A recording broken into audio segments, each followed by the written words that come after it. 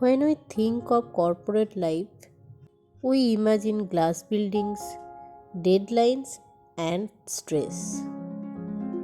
But this hidden gem inside Wipro Kolkata campus, most of the people don't know even exist.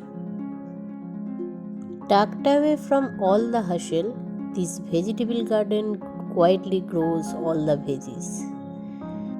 This is the place where we are growing our career with lots of stress. But this garden somehow reminding us that growth can be simple.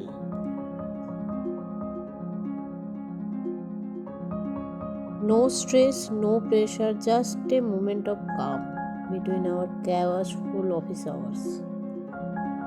For Wiproites, this is not just a garden. This is a pause button for their mind.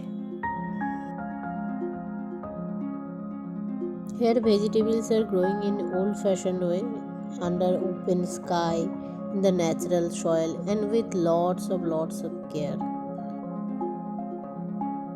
Even I don't know most of the name of the vegetables, but it is like a reset button for me. If you know the names, so please put a comment. And obviously, if you are watching from Wipro Kolkata, please do let us know. Have you watched this place? Have you paused in this place for a while? And how was the feeling?